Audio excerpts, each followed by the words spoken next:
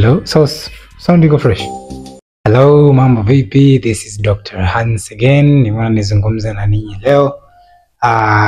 Kwanza niwashukuru sana kwa upendo wenu mkubwa na mapokezi yenu mazuri sana niliyoyapata. I am really grateful. Mmeonyesha upendo wa ajabu, mmeonyesha upendo mkubwa sana, very overwhelming. Na kuonyesha how grateful I am, nimeamua kuungana na Youth Talks pamoja na The Youth Talks podcast. Tutakuwa na segment mpya tunayoita Zungumza na Hans.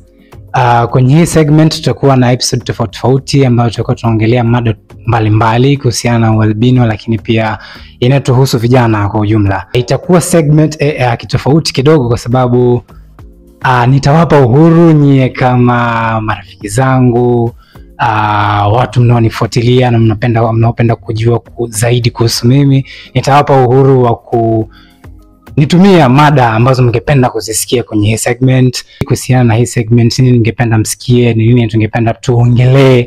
Hata kama mkisema niongelee maisha yangu personal, nitajaribu kufanya hivyo. Tutajaribu kuangalia zile mada ambazo ziko interesting. So it is up to you now, itakuwa ni kwenu. Youth Talks ni familia, The Youth Talks podcast ni moja ya familia vile vile. Kwa naomba support yenu sana. The TikTok account unayoiona ni account mpya.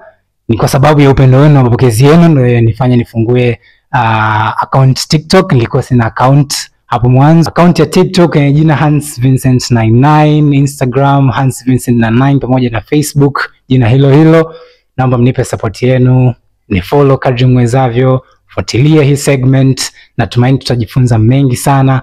Lakini pia msiwasahau Youth Talks ambayo sasa hivi ni partners wangu. Wana page Youth Talks kwenye Instagram, Youth Talks kwenye Facebook na TikTok vile vile. Lakini pia The Youth Talks podcast ni segment ya Youth Talks ambayo inajitegemea. Pia wana page yao. Tafadhali sana mkinifollow mimi, wafollow na wanafamilia wangu pia. The Youth Talks podcast, the next gen's voice. Bye bye. Stay tuned.